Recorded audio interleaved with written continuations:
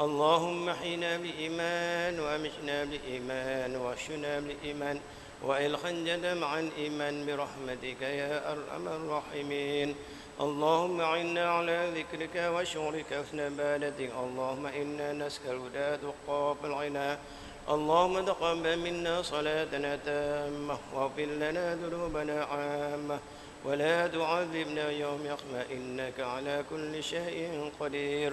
اللهم اغفر لنا ذنوبنا ولوالدينا وارحمهم كما ربينا صغارا ولجميع المسلمين والمسلمات والمؤمنين والمؤمنات الأحياء منهم والأموات. اللهم احينا بحياة الأماء وأمشنا ما تشهد وشهادة الرجاء وإلخنجة أنبياء عليهم الصلاة والسلام. ربنا لا تزغ قلوبنا بعد إذ هديتنا وهب لنا من لدنك رحمة إنك أنت الوهاب. ربنا هب لنا من أزواجنا وذرياتنا قرة أعين واجعلنا للمتقين إماما. ربنا اغفر لنا ذنوبنا وإسرافنا في أمرنا وثبت أقدامنا وانصرنا على القوم الكافرين. ربنا اغفر لنا ذنوبنا وكفنا سيئاتنا وتوفنا مع الأبرار. اللهم اختم لنا يا الله بحسن الخاتمة ولا تختم لنا يا الله بسوء الخاتمة. ربنا آتنا في الدنيا حسنة وفي الآخرة حسنة وقنا عذاب النار وقنا عذاب النار. وصلى الله على سيدنا محمد وعلى آله وصحبه أجمعين. سبحان ربك رب العزة عما يصفون والسلام على المرسلين والحمد لله رب العالمين. الفاتحة. أعوذ بالله من الشيطان الرجيم. بسم الله الرحمن الرحيم. الحمد لله رب العالمين الرحمن الرحيم مالك يوم الدين. إياك نعبد وإياك نستعين. اهدنا الصراط المستقيم صراط الذين أنعمت عليهم غير المغضوب عليهم ولا الضالين. آمين آمين آمين يا رب العالمين. ربنا ظلمنا أنفسنا وإن لم تغفر لنا وترحمنا لنكونن من الخاسرين. ربنا تقبل منا دعاءنا إنك أنت السميع العليم وتب علينا يا مولانا إنك أنت التواب الرحيم. دعواهم بها سبحانك اللهم وتحياتهم بها سلام وآخر دعواهم الحمد لله رب العالمين. تقبل الله منكم.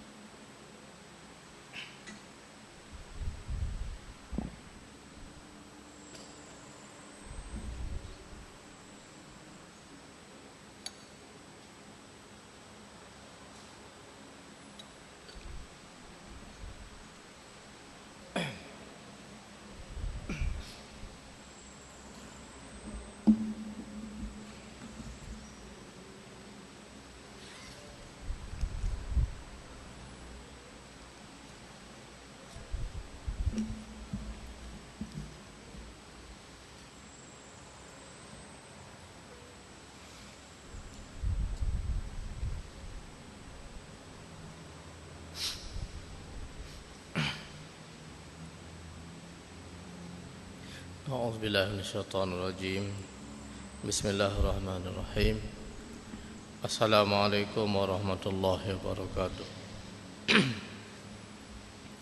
الحمد لله الذي هدانا لهذا وما كنا لنهتدي لولا أن هدانا الله أشهد أن لا إله إلا الله وحده لا شريك له وأشهد أن سيدنا محمدا عبده ورسوله اللهم صل على سيدنا محمد وعلى آله وصحبه أجمعين أما بعد رب اشرح لي صدري ويسر لي أمري واحلل عقدة من لساني يفقهوا قولي اللهم ربنا زدنا علما نافعا وارزقنا فهما اللهم اهدنا إلى صراطك المستقيم.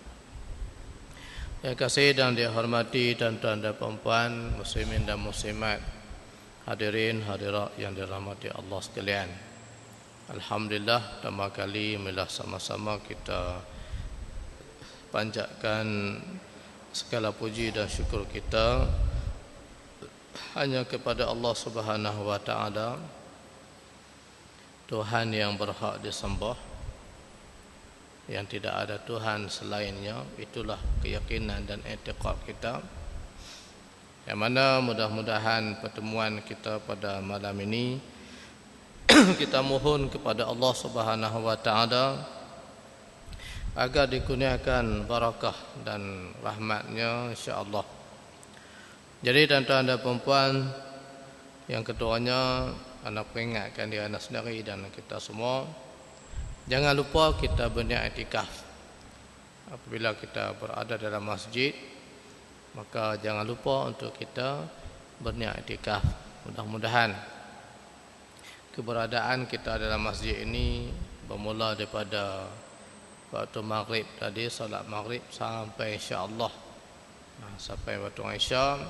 Mudah-mudahan diamnya kita ataupun iktikafnya kita ini kita mendapat pahala ataupun ganjaran daripada Allah Subhanahu wa taala insya-Allah.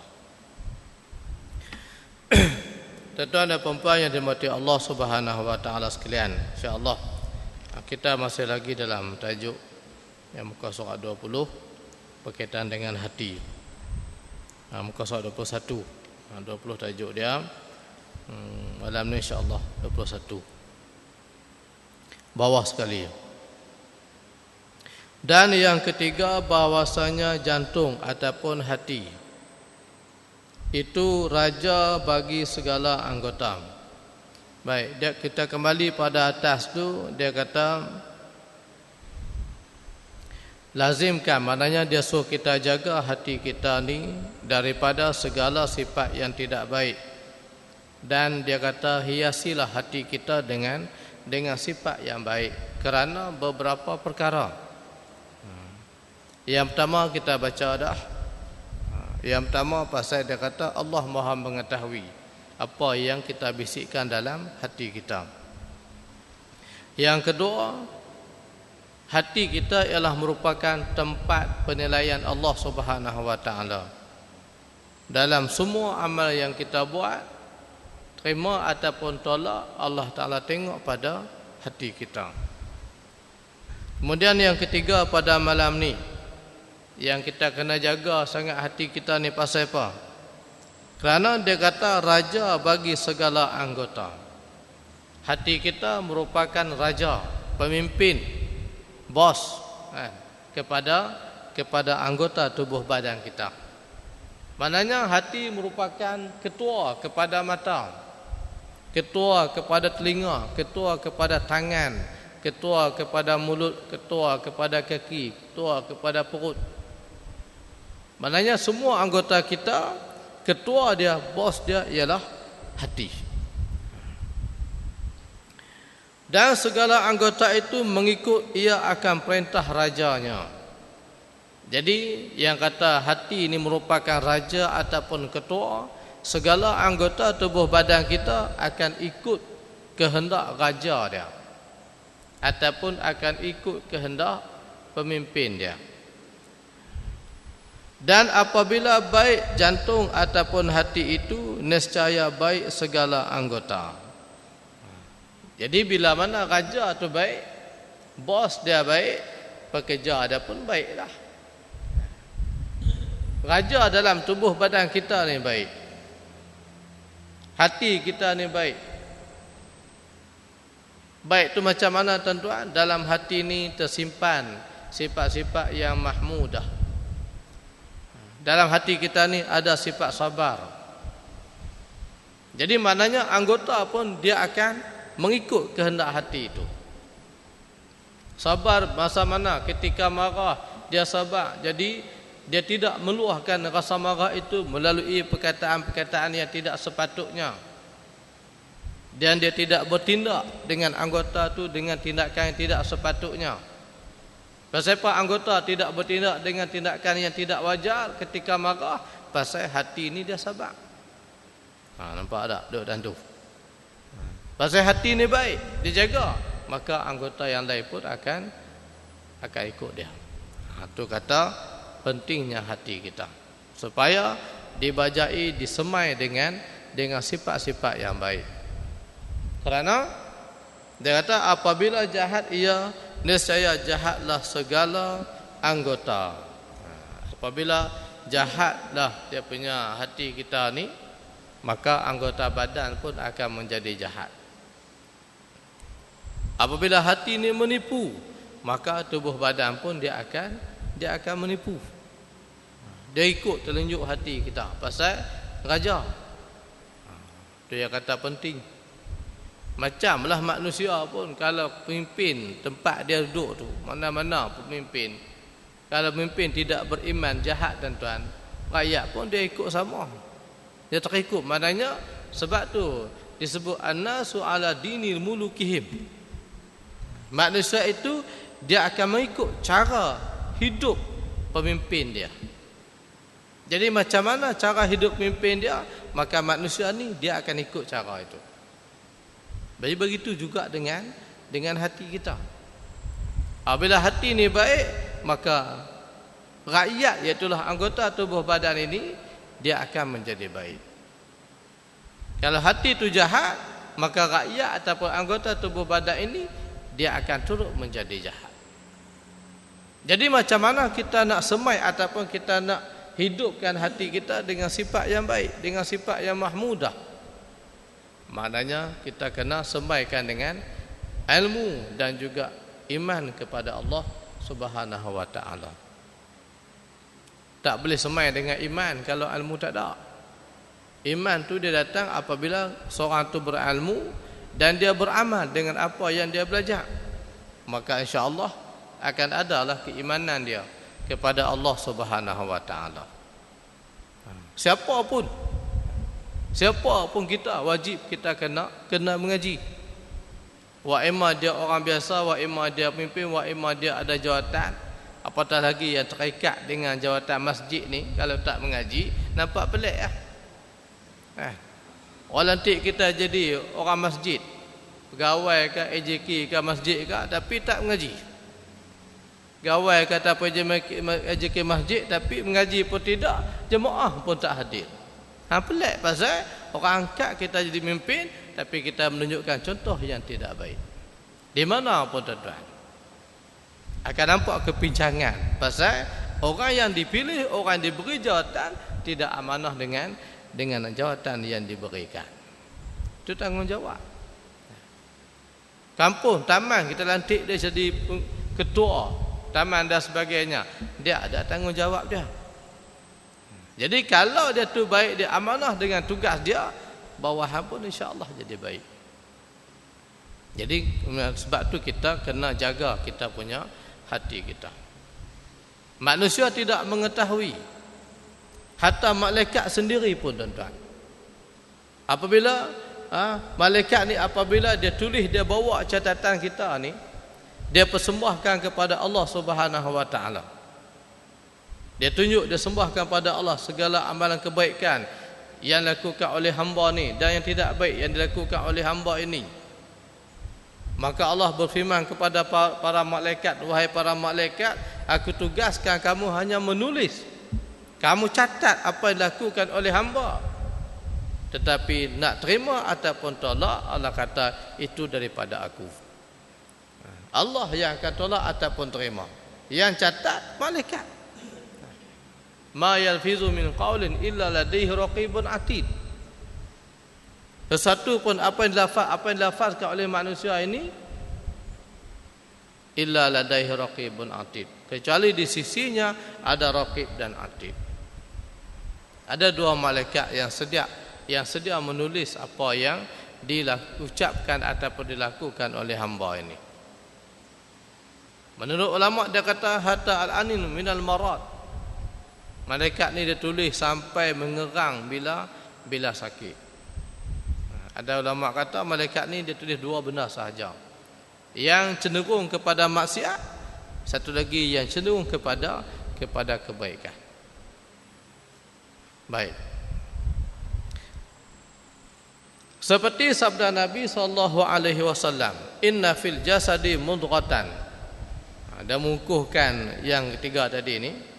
Ada hadis Nabi dalil dia, inna fil jasadi mudghatan iza saluhal jasadu kulluh wa iza fasadal jasadu kulluhu ala wahyal qalbu. Artinya bahwasanya ada dalam tubuh itu sepotong daging. Apabila baik, ia nescaya baiklah oleh tubuh itu semuanya. Nabi kata dalam tubuh pada manusia ni ada seketul daging. Baik daging itu, maka seluruh yang ada dalam tubuh badan juga akan menjadi baik. Dan apabila binasa, ia nescaya binasa oleh tubuh itu semuanya. Kalau daging, seketul daging itu rosak, Nabi kata, ataupun dia tidak baik, ataupun dia rosak, dia musnah, dia binasa, maka seluruh anggota pun akan turut binasa. Jaga-jaga, dan iaitu jantung ataupun hati. Yang kata jantung ni hatilah tu. Dan apabila baik jantung ataupun hati itu, sebab bagi baik segala anggota, nescaya wajib atas kita bersungguh-sungguh pada memperbaikinya dan memeliharanya daripada segala kebinasaan. Itu dengan sebab pentingnya dia kata hati, maka kita kena jaga supaya jangan ada sesuatu yang boleh membawa kepada kebinasaan diri kita. Apa dia adalah ubat hati kita, tuan-tuan? Kalau kita demam, ubat dia kita carilah herba ke ataupun ubat hospital, itu usaha kita. Jantung ni apa ubat dia, tuan-tuan? Nak bagi jantung ni, hati ni apa dia? Nak bagi hati kita ni dia lembut, nak bagi hati kita ni mudah memahami, nak bagi hati kita ni dia cenderung ke arah kebaikan. Apa dia ubat dia? Tidak lain dan tidak bukan ialah dengan yang pertamanya kena berusaha untuk mendapatkan ilmu. Sebab ulama sebut hati kita ni bila 3 hari sahaja, 3 hari saja kita meninggalkan untuk kita mendengar ataupun untuk kita belajar. Mana seorang tu hanya 3 hari je tak mengaji, 3 hari je, bukan lama, maka hati kita ni sudah akan menjadi keras. Cuma 3 hari tak mengaji, keras hatilah dia kata. Bayangkan sampai sebulan, 2 bulan tak mengaji, bertahun tak mengaji. 3 hari tak mengaji dah jadi keras dah hati kita ni. Dia tak mau terima kebenaran, dia tak rasa sensitif dengan apa yang berlaku ke atas umat Islam. Sedangkan kita hari ini umat Islam ni Allahu Rabbi, Allah yang Maha mengetahui. Berbagai-bagai musibah, kebinasaan, penderitaan yang berlaku ataupun yang menimpa umat Islam mutakhir ini. Banyak negara di Syria tak selesai lagi. Hari-hari umat Islam dibunuh. Di Palestin, di Mesir. Tabah di Mesir baru ni dia hukum gantung 529 aktivitis Ikhwanul Muslimin. 500 lebih dihukum gantung, dibantah oleh dunia. Negara Arab, tuan-tuan, dan dunia ni 2 negara sahaja yang bantah keputusan Mesir gantung aktivis Ikhwan Muslimin yang berjumlah 529 orang. Yang lain diam 1000 bahasa. Tapi 2 negara ni yang bersuara. Siapa dia? Yang pertama Qatar. Qatar tak setuju. Dan Mesir dia minta Qatar ni hantar ulama Yusuf Qaradawi. Yusuf Qaradawi tuan-tuan, dia adalah pimpinan Ikhwanul Muslimin. Dia ni ialah asal orang Mesir. Zaman Hosni Mubarak dulu depa nak tangkap Yusuf Qaradawi ni, tapi Yusuf Qaradawi bila dia kebetulan dia tidak ada di Mesir ketika itu, dia berada di Qatar. Jadi orang dah beritahu kata dia tidak dibenarkan balik. Kalau dia balik dia akan dihukum bunuh. Karena dia kuat menentang kerajaan Mesir ketika itu. Dengan kuliah, dengan ceramah dan tulisan dia. Jadi Qatar memberi suaka politik, mana Qatar memberi kerakyatan kepada Syekh Yusuf Qaradawi untuk menjadi rakyat Qatar. Duduk di Qatar secara sah. Sedangkan dia ialah rakyat Mesir. Tapi kerana Mesir nak tangkap dia, kerana dia ni ulama yang hebat, duduk di Qatar sampai hari ini. Jadi baru ni bila Dr. Musi jadi presiden, PMP Ikhwan jadi presiden, maka Yusuf Qaradawi dia balik ke Mesir baru ni. Sebelum Dr. Musi digulingkan, dia balik, dia bagi khutbah di Masjid Azhar dan sebagainya. Puluhan ribu umat Islam sambut dia. Pasal dah beberapa tahun dia tak boleh balik Mesir. Berdalam ni Mesir dia minta balik kata supaya suka Yusuf Qaradawi untuk dihukum. Bukan pasal apa? Kerana kelantangan dia menentang dasar-dasar kerajaan Mesir yang jahat pada ketika ni. Jadi Qatar tak setuju, tak bagi. Dan Qatar juga tidak setuju dengan hukuman ke atas aktivis Ikhwanul Muslimin yang tuduhan mereka tidak berasas. Tuduhan mereka hanya rekaan, fitnah sebagai semata-mata. Yang membunuh itu bukan mereka, polis yang membunuh, tentera yang membunuh umat Islam di Mesir, tapi mereka ni yang dituduh. Daripada Ikhwanul Muslimin, daripada Mursyidul Am dan pimpinan pusat, boleh kata 90% kepimpinan dia dihukum gantung. Tak laksana lagi, tapi dijatuhkan hukuman. Ada 700 lagi dalam pembicaraan menunggu hukuman, 700 lagi daripada gerakan Ikhwanul Muslimin. Tu tuan-tuan yang kata Mesir pada hari ini. Yang kedua Turki, Tayyip Erdogan, dia juga tidak bersetuju dengan apa yang dilakukan oleh Mesir.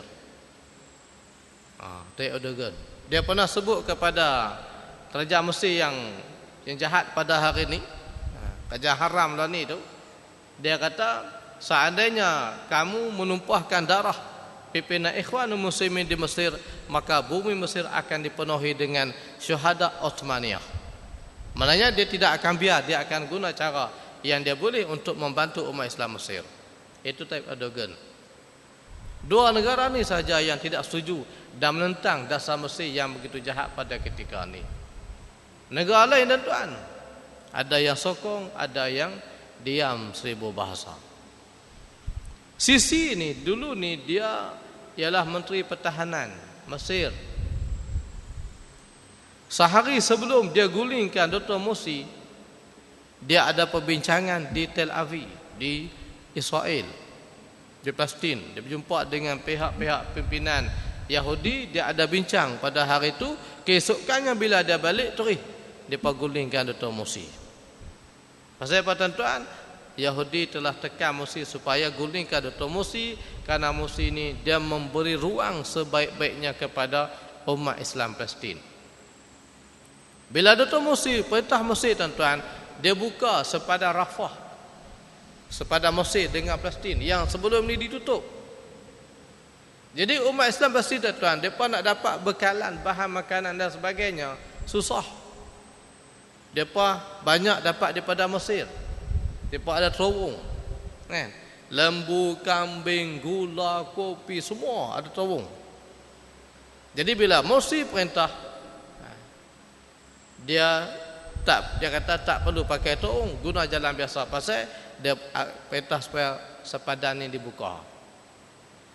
Dia terung tu depa tak pakai lah, bukan gitu-gitu, taklah sebelum ni sibuk sebelum ni. Tapi bila mesti digulingkan depa letup patah sisi ni yang dipanggil Fir'aun moden ni, diletupkan terowong tersebut.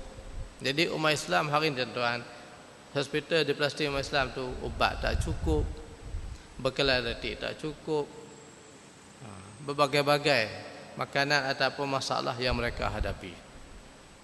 Itu di Palestin. Maknanya tuan, umat Islam hari ini ditindas, ditekan ataupun disiksa oleh musuh mereka sendiri. Pasal apa? Di antaranya di atas kelemahan. Sebahagiannya bukan tempat tu yang mereka lemah, tapi tempat lain. Sebab tak kata bala ni umum. Allah turun bala ni bukan orang tertentu saja kena, semua pakat kena habis. Sebab tu umat Islam hari ni kena kuat berdamping dengan Allah Subhanahu Wa Taala, kena kuat beribadah kepada Allah, kuat bekerja untuk mengembalikan kegemilangan umat Islam. Jadi orang Islam yang bertakwa, yang beriman, yang bila mereka diuji tuan-tuan ada kesabaran, pasal mereka ada kekuatan dalam yang Allah kurniakan kepada mereka. Hasil hubungan mereka yang kukuh dengan Allah Ta'ala, daripada amal ibadahnya, daripada pengajian ilmu dan sebagainya. Cuma hari ni kita duk bimbang pasal kebanyakan orang Islam ni dia duk kalut makanan makanan jasmani. Pagi dia fikir pagi ni nak menyokok apa?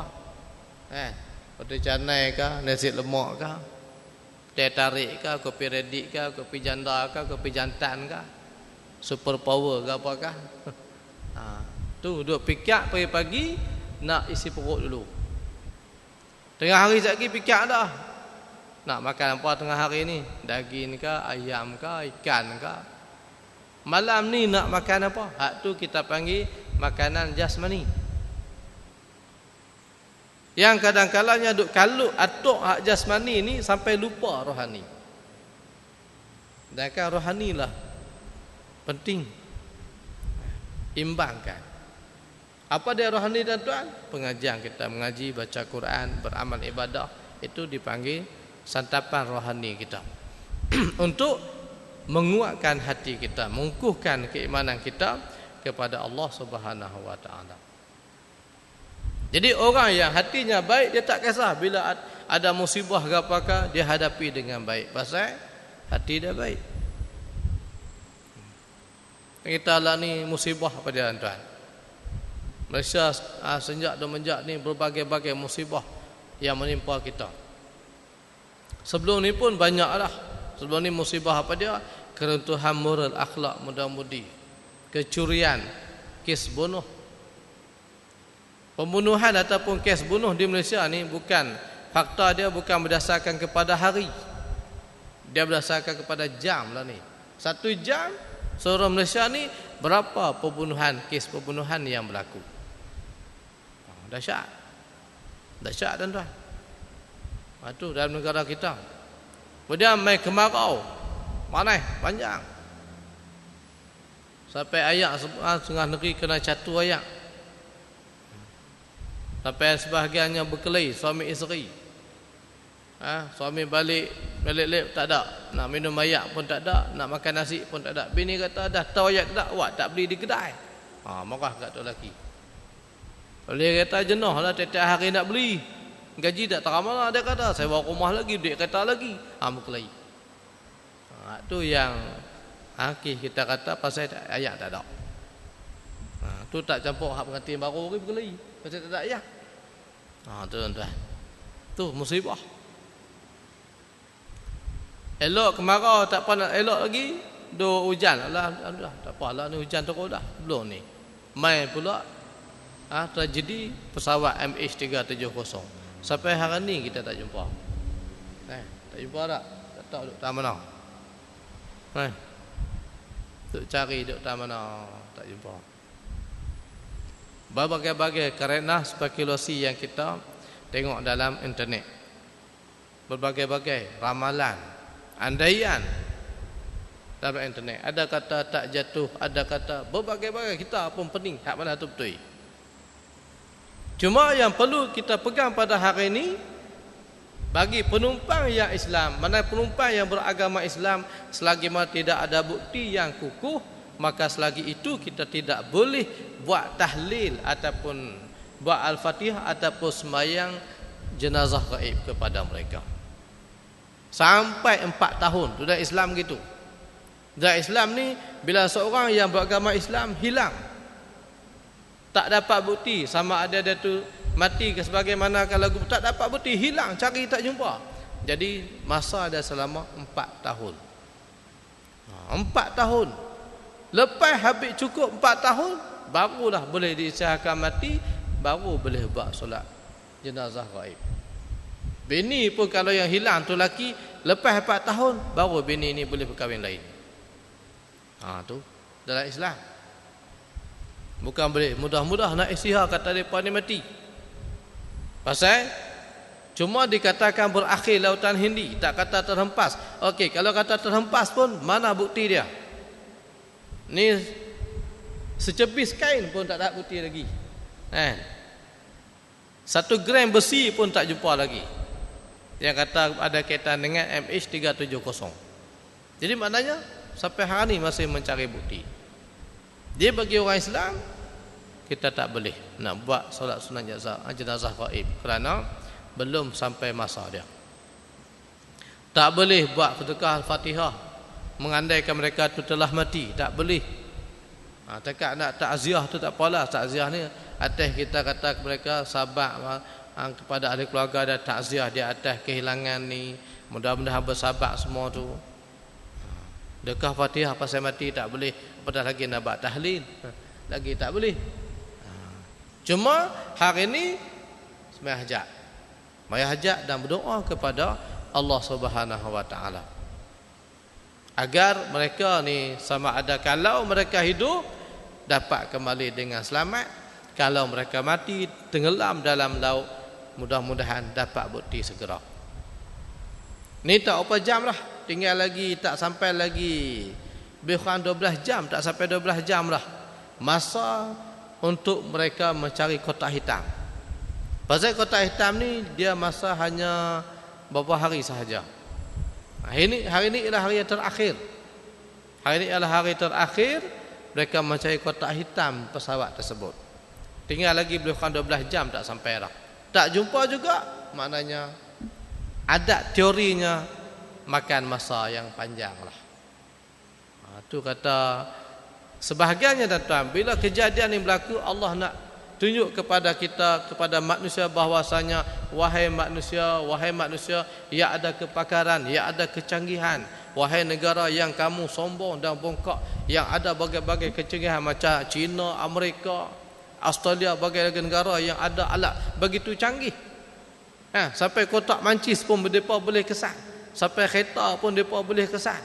Tuan ingat macam mana di Afghanistan tragedi bom Amerika ni, dia menggunakan rakaman satelit dia boleh rakam aktiviti mujahidin dalam gua Tora Bora di Afghan tahun berapa dulu ni, tahun 2001 tak silap, tragedi Tora Bora. Maknanya Amerika dia menggunakan satelit dia rakam pergerakan mujahidin dalam gua Tora Bora ni. Akhirnya dia lepaskan satu bom dia ni meletup di atas, tapi kesan dia sampai terbunuh mujahidin dalam gua ni, kesan daripada satelit yang dimiliki oleh Amerika. Nak abang kata canggihnya depa tuan-tuan. Ketua mujahidin Shishan Shamel Bashaif nama dia, ditembak menggunakan satelit. Maknanya satelit rakam, bila mana ada telefon dia cakap telefon, bila dia cakap tuan-tuan mereka dah rakam, hantar peluru pepandu pi, tembak mati. Nak abang kata canggih. Maknanya orang dengan pesawat tuan-tuan mana besar. Tapi pesawat yang begitu besar 77 ni besar, boleh naik sampai 300 orang penumpang. Tapi kecanggihan yang ada pada mereka 27 negara ada alat canggih masing-masing, sampai hari ni cari tak jumpa. Tak boleh kesan. Tak mana pesawat ni pergi. Dia kata kuasa Allah mengatasi segala-galanya. Walaupun ada yang kata memang mereka sengaja tak rakam, tak kesan. Pasal apa? Mereka matikan tersepoda pesawat tersebut. Karena pesawat ni dia bawa satu bahan yang akan yang akan menyebabkan kekuatan kepada negara China. Tu nak baca dalam internet lah. Internet kata kapal terbang ni dia bawa satu benda yang ada kaitan dengan barang yang dimiliki oleh Amerika.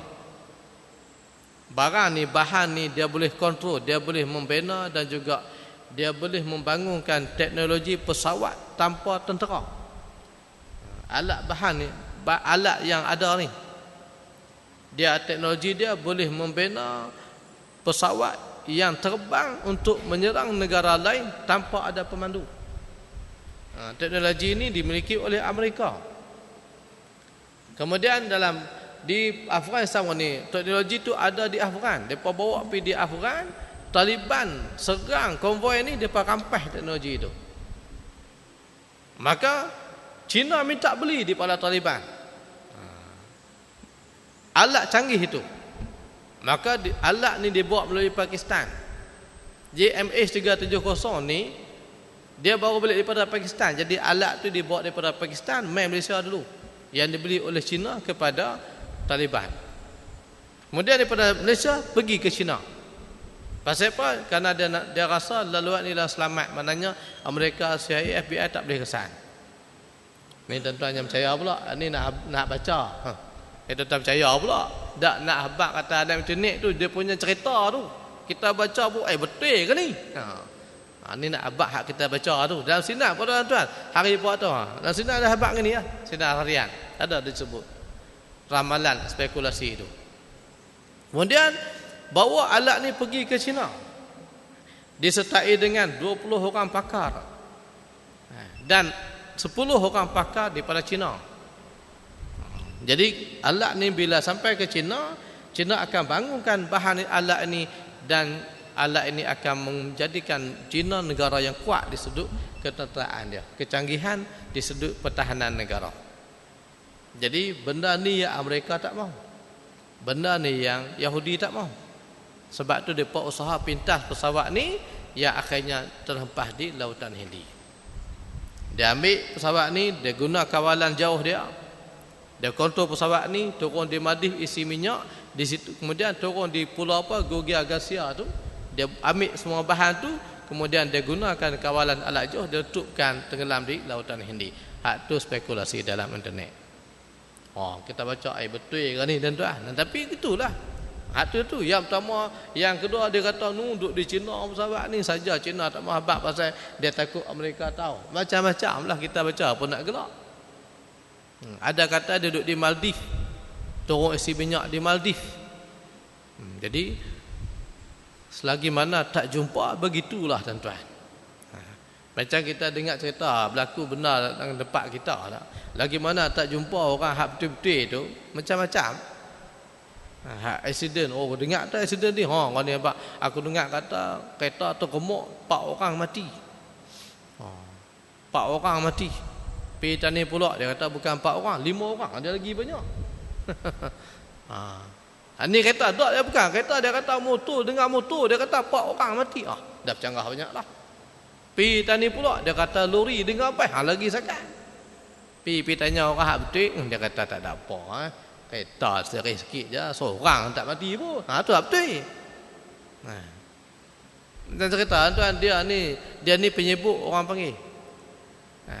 Dia melalui satu jalan, tiba-tiba tengok ramai orang duk berkumpul. Dia nak pergi tengok lah, dia tanya pasal apa? Orang tak ada accident. Orang kumpul duk keliling tu. Dia pun nak pergi tengok juga apa yang berlaku tu. Dia mohon orang. Dia kata tepi. Saya waris kepada masa yang accident tu. Orang dengar-dengar tu tuan-tuan. Hak belakang ni bagi jalan. Dia pergi depan tuan-tuan, kena kat dia. Pasal apa? Rupanya lori berlaga dengan babi. Orang kata, hang waris babi ni ke? Padahal kena. Mohon orang sangat.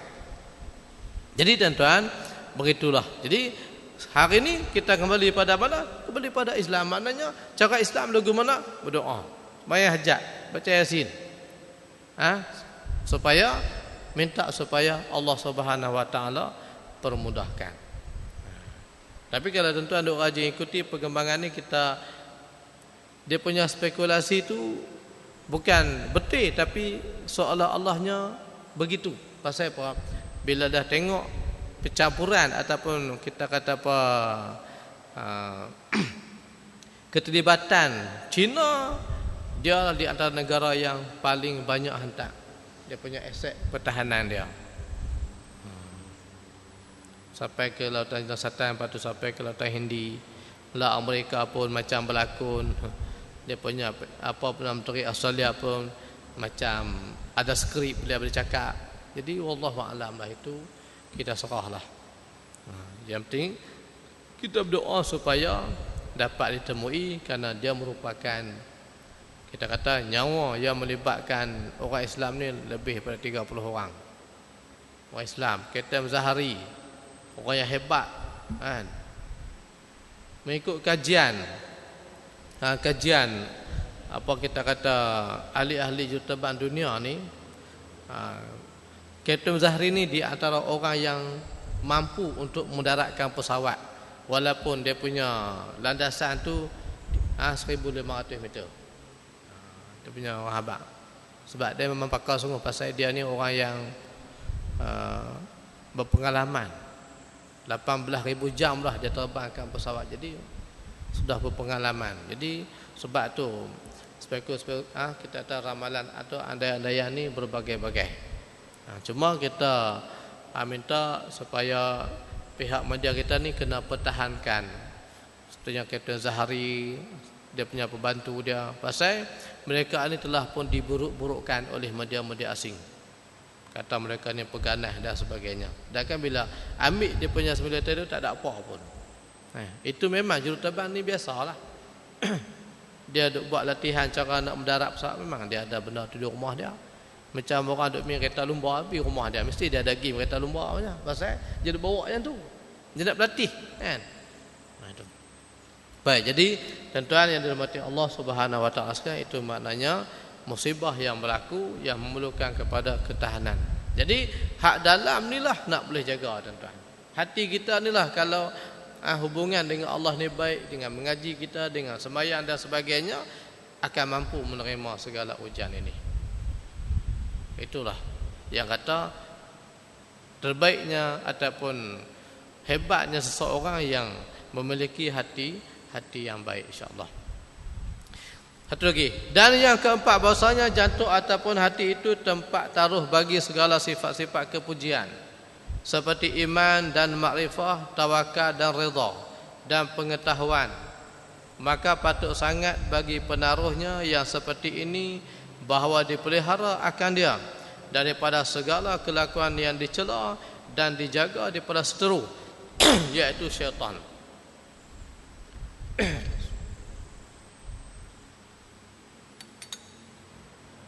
Yang keempat tuan-tuan, pasal apa? Kita kena jaga hati kita. Dia kata kerana hati kita ni tempat ada disimpannya, tempat diamnya sifat-sifat yang terpuji. Apa contoh sifat terpuji itu? Iman, makrifah, tawakal, redha, semua ada dalam hati kita. Semua ada dalam hati kita. Yang orang tak nampak, hanya Allah Subhanahu wa taala sahaja yang Maha mengetahui. Dan juga pengetahuan pun duduk dalam hati kita. Daripada pengajian kita baca, kita mengaji, ilmu pengetahuan kita di hati. Maka dia kata patut sangat bagi penaruhnya yang seperti ini bahawa dipelihara akan dia daripada segala kelakuan yang dicela. Jadi kalau hati kita tu tempat adanya, tempat simpannya sifat-sifat yang baik, maka pemiliknya kita sendiri ni, dia kata kena jagalah supaya jangan di hati kita tu ada ataupun dimasuki sifat-sifat yang jahat. Karena sudah ada benda yang baik. Sebab tu hati kita ni, asalnya hati manusia ni putih bersih. Tetapi apabila mereka melakukan dosa, Dan dia tidak bertobat kepada Allah. Dia buat dosa, dia tak bertobat. Dia buat dosa, dia tak bertobat. Dia buat, dia tak bertobat. Akhirnya hati yang bersih itu akan dipenuhi dengan tumpuk-tumpuk hitam. Kerana dia buat dosa, dia tak bertobat pada Allah. Dia buat maksiat, dia tak kembali pada Allah. Adanya tumpuk hitam pada hati dia. Akhirnya dibiarkan dosa itu yang menyebabkan hatinya akan menjadi keras. Dia tak terasa nak tambah ilmu. Dia tak terasa nak beribadah pada Allah. Sebab tu hari ni tuan-tuan, orang tak mengaji, biasa. Orang tak pergi sembahyang Jumaat, dia anggap biasa. Bahkan hari ni ramai orang Islam yang tak sembahyang Jumaat. Tak sembahyang Jumaat ramai. Kita apa heran. Tengah tu dia buat apa? 3 dalam 1 lah. Maknanya 3 minggu sekali dia pergi. Sengaja bukan pasal apa. Jadi tip tanda, oh dia kata bulan ni tak pergi lagi. Okey, pergi sekali sudah dia kata. Jangan sampai tak pergi langsung. Itu kelemahan. Banyaklah kalau kita cek semua Korea pun tuan-tuan. Korea hanya sendiri pun Allah Rabbi. Sebab sembahyang jemaat ni tak tahu. Dulu kita pernah sebut sekali hak tak pergi masjid ni, kita nak tak kubur asin. Oh dia hingat, dia kalut. Takut mati tak duduk di kubur, tubuh dia rai. Gempak lah, tak buat lagi. Tapi ada satu masjid tu adik, sahabat anak dia duduk di Penang. Ada tempat dia tu, dia tengok ketara sangat ahli taman tu, masjid tu dalam taman. Jadi dikelilingi oleh taman, masjid tu tengah. Dia tengok ramai sangat orang tak pergi masjid. Main jemaah, main Jumaat, ramai tak pergi. Akhirnya dia mesyuarat aja ahli jawatan kuasa. Ada orang cadang kata kalau hak tak pernah datang ke masjid ni, dia kenduri, kita jangan pergi.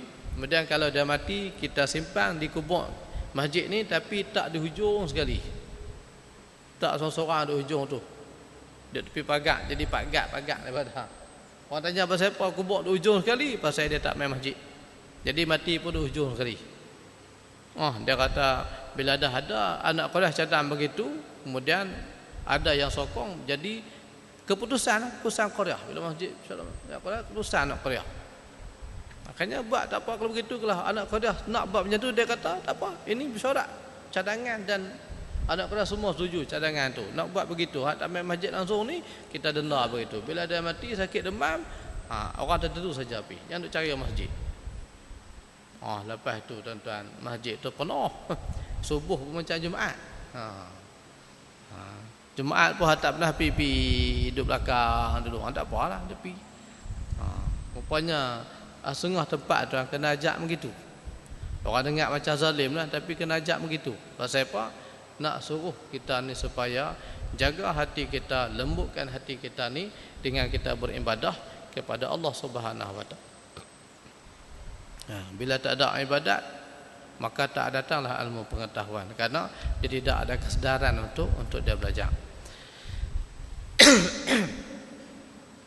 Jadi dia kata dipelihara akan daripada segala kelakuan yang dicela dan dijaga daripada seteru. Jaga, yang pertama jaga daripada sifat yang tidak baik. Yang kedua jaga daripada musuh kita. Apa dia musuh? Iaitulah syaitan. Alam ahad ilaikum ya bani Adam alla ta'budu syaitan innahu lakum aduwwum mubin. Allah bagi kita arah. Jangan duk sembah, jangan duk ikut syaitan. Pasal apa? Innahu lakum aduwwum mubin. Syaitan tu musuh kamu yang jelas. Tu setan. Musuh kita yang jelas. Jadi kita kena letakkan syaitan tu musuh kita yang pertama. Karena dialah yang menyebabkan manusia ni hanyut, karena dialah yang menyebabkan manusia ni semakin jauh daripada melakukan kebaikan, semakin jauh daripada hubungannya dengan Allah Subhanahu wa taala. Jadi cara lagu mana kita nak jauhkan daripada syaitan? Hasil daripada pengetahuan dan amalan kita. Dia tahu lagu mana nak hadapi syaitan. Kita kena tahu tipu daya syaitan. Macam kita nak jumpa orang lah, kita tahu kata dia ni orang petak belik. Dia nak jumpa kita, dia nak minta apa, nak tolong kita apa pula, dia nak ada hubungan dengan kita, kita tahu kata dia ni penipu. Jadi lagu mana kita hadapi dia tuan? Jadi kita berhati-hati. Orang yang penipu main nak jumpa kita. Penipu kita kenal, dia main nak jumpa kita, nak minta tolong, nak hutang duit kita. Dia main jumpa kita. Kita setu. Dia tahu pasal dia ni penipu. Jadi kita bersedialah nak sembang, nak cakap dia lagu mana supaya kita tak ditipu olehnya. Jadi begitu juga bila kita kena syaitan, maka mudahlah untuk kita mengenal pasti tipu ataupun helah yang dilakukan oleh syaitan. Ya ayyuhalladzina amanu la tattabi'u khutuwatis syaitan. Wahai orang yang beriman, kamu jangan ikut jejak langkah syaitan. Wa may yattabi' khutuwatis syaitan, siapa yang ikut jejak langkah syaitan, fa innahu ya'muru bil fahsya'i wal munkar. Syaitan itu sungguhnya dia menyeru kamu, dia mengajak kamu, dia mendorong kamu bil fahsya', buat benda-benda yang keji, wal munkar, dan perkara-perkara yang mungkar yang menyebabkan mengundang kemurkaan Allah Subhanahu wa taala. Itu yang kata syaitan. Jadi kalau kita jaga hati kita, insya-Allah, maka mudah-mudahan syaitan ni dia tidak akan memusnahkan kita. Berbagai-bagai syaitan tuan-tuan, nama macam-macam. Ada jenis syaitan nama dia Dasim. Ingat nama Dasim. Bukan Jasin, Dasim, D-A-A-S-I-M, Dasim. Itu nama setan. Apa kerja dia? Setan nama Dasim ni, setan nama Dasim tuan-tuan, dia duduk di pintu rumah kita. Dia duduk pintu rumah kita. Apa peranan dia? Dia duduk tunggu bila kita nak masuk rumah, kita tak bagi salam. Bila kita balik tuan-tuan, kita terus masuk tak bagi salam, maka peranan dia, tugas dia akan menjadi mudah untuk menyesatkan ataupun untuk mengganggu ahli rumah tersebut. Bukan dia ganggu nak pergi ahli rumah kita, dia kasut. Orang balik rumah, kita balik masuk rumah kita tanpa bagi salam, maka dalam rumah kita tidak ada rahmat. Akan berlakulah perkelahian, anak pun hidup tak aman, isi rumah pun nak beribadat pun jadi malas, jadi segan, nak buat baik jadi payah. Pasal syaitan Dasim ini berjaya menggugat dan mengganggu, kerana kita masuk dalam rumah tak bagi salam. Sebab tu bila kita nak balik rumah, kita kena bagi salam. Bagi salam. Apatah lagi kalau rumah tu kita baru nak duduk. Rumah yang orang tinggal lama, kita baru nak duduk. Ulama kata, ada ulama yang bahagian, pakar bahagian ni, dia kata bila kita nak masuk rumah ni, kita bagi salam juga, dia kata. Kita cam, bila kita bagi salam, kita perhati. Kalau bunyi pelik-pelik, maknanya memang banyak makhluk tu dalam rumah kita. Jadi kalau rumah tu memang kita duduk lah, anak bini kita semua duduk dalam tu, ajak anak bini kita nak masuk rumah, bagi salam. Itu akan menyekat ataupun menghalang syaitan yang bernama Dasim ni untuk mengganggu gugat keharmonian rumah tangga kita. Itu baru Dasim. Banyak lagi. Hak jenis kacau nak sembahyang, hak jenis kacau nak ambil sembahyang, hak jenis kacau masa kita mengaji, hak jenis kacau bila kita nak buat baik. Lama lagi tuan-tuan. Syaitan yang tugas mereka ni hanya mengganggu dan menyesatkan Bani Adam. Jadi yang pentingnya kita jaga hati kita, mudah-mudahan syaitan tidak mampu menggoda kita, di samping kita mengamalkan apa yang diperintahkan kepada kita untuk kita amalkan di dalam kehidupan kita, insya-Allah. Kemudian yang kelima, bahasanya hati ataupun jantung itu tempat ilham daripada malaikat dan tempat waswas daripada syaitan, insya-Allah. Kita sambung pula bulan depan yang berkaitan dengan hati juga, yang kelima, insya-Allah.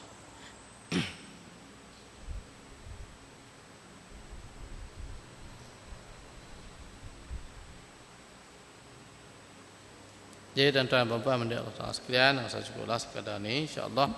Cuma untuk pengumuman kepada tuan-tuan dan puan-puan, seperti mana yang tuan lepas anda bawa datangkan kepada tuan-tuan, bawa mic kat tuan-tuan ni, satu borang untuk menyertai majlis zikir tilawatul Quran dan tahlil, untuk kita hadiahkan kepada si mati. Jadi satu madrasah ataupun pondok Nurul Hidayah di Kuala Ketir, Jalan Perip Panjang, Tembok, nama kampung Tembok. Daripada Kuala Ketir, antara Kuala Ketir dan Perip Panjang ada satu kampung nama Tembok. Di itu ada pondok yang nama Mendasar Nurul Hidayah. Jadi setiap tahun bulan Ramadan mereka akan pilih pelajar-pelajar yang mahir tentang Al-Quran ni, lebih kurang dalam tak sampai 30 orang lah. Setiap malam lepas solat tarawih mereka akan buat tahlil, baca tahlil dan membaca Al-Quran. Niat mudah-mudahan pahala tahlil dan baca Al-Quran itu sampai kepada si mati. Jadi kalau kita nak bersama dengan mereka untuk mudah-mudahan pahala zikir tahlil mereka dan baca Al-Quran itu sampai kepada si mati waris kita yang telah pergi, kita tak perlu pergi sana, cuma kita perlu isi nama sahaja. Kita tulis nama pada borang yang ada ni, nama si mati, kemudian kita bagilah sekadar mana kemampuan kita untuk niat sedekah kepada pembangunan dan juga pengurusan sekolah ini. Kita sedekah daripada duit ni, mereka buatlah yang kebaikan, nak wakaf, nak buat bangunan ataupun mereka nak guna untuk pengurusan pondok ni. Jadi kita boleh bagi duit lah, sama ada RM3 ataupun RM5. Biasanya mereka ambil RM5, tak ada RM5, RM3 pun dapat. Tak ada RM3, ada RM10, RM10 lagi bagilah. Kita semua tu kita nak bagi untuk pondok kan, bangunan. Jadi tuan-tuan tulis nama, tak apa, buku ni nak tinggal kepada pihak masjid. Bulan puasa besok berapa nak ambil. Tulis nama, satu borang ni boleh masukkan sampai 6 si mati, nama si mati. Jadi kalau ada seorang pun tak apa. Ada RM3 pun diterima, bukan wajib RM5. Tapi biasa orang nak bagi RM5, tapi kita nak bagi RM3 pun tak apa. Tak terpulang pasal hasil sedekah kita tu insya-Allah mudah-mudahan sampai kepada arwah yang kita niatkan, mak kita ke, ayah kita ke, dan di kalangan orang yang kita niatkan itu insya-Allah. Jadi anda tinggal sini tak apa tuan-tuan, panjang lagi, ada bulan 4, 5, 6, 7, ada 3 bulan lagi. InsyaAllah nak tinggal ini buku pihak masjid akan simpan buku, siapa yang berminat boleh masukkan nama dan bagi duit kepada pihak yang berwajib lah, yang diamanahkan untuk jaga buku ni insyaAllah. Jadi tuan-tuan dan puan-puan dimati Allah Ta'ala sekalian, saya cukup sekadar ni jadi rumusan pengajian kita pada malam ni, nak tunjuk pada kita yang kata hati merupakan tempat penilaian Allah Subhanahu Wa Ta'ala. Jadi jagalah hati kita, mudah-mudahan jangan dibiarkan hati itu tempat bersarangnya syaitan. Kerana apabila hati kita sudah ada sarang syaitan, jadi nur tu dia tak akan masuk. An-nuru la yahdi lil 'asi. Nur cahaya itu dia tidak akan memberi petunjuk, dia tak akan masuk ke dalam hati yang dalam hati ini penuh dengan maksiat dan dosa. Jadi mudah-mudahan kita boleh jaga insya-Allah, dan semoga apa yang kita usahakan ini untuk kita menambahkan keimanan kita mudah-mudahan diterima oleh Allah Subhanahu Wa Ta'ala dan dikira balasan yang baik insya-Allah, yang dinamakan pahala yang kita akan dapat di hari akhirat nanti. Maka dengan rahmat itulah, rahmat daripada kita melakukan kebaikan, rahmat Allah Ta'ala ini insya-Allah Allah akan letakkan kita bersama dengan hamba-hamba yang soleh insya-Allah. Jadi cukup sekadar ni yang baik daripada Allah Subhanahu Wa Ta'ala. Kalau ada silap dekat bahasa itu kelemahan daripada anak sendiri insya-Allah. Al-Fatihah.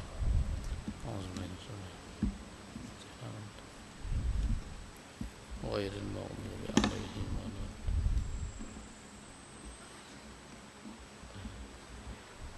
A'udzubillahi minasyaitonir rajim. Allahumma afina min kulli akhirah. Allahumma akhina min dhulumati wahmi wa rahmin. Rabbana atina fid dunya hasanah wa fil akhirati hasanah. Walhamdulillahi rabbil alamin. Subhanallah. Assalamualaikum warahmatullahi wabarakatuh.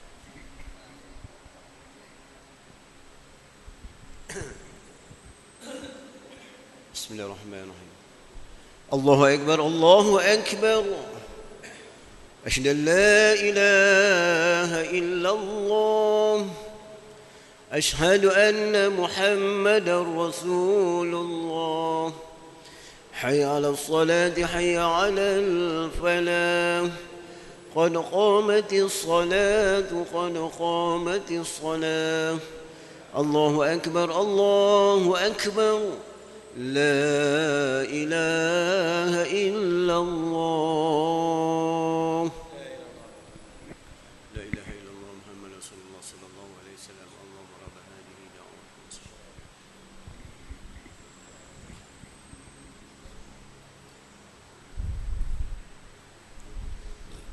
صاف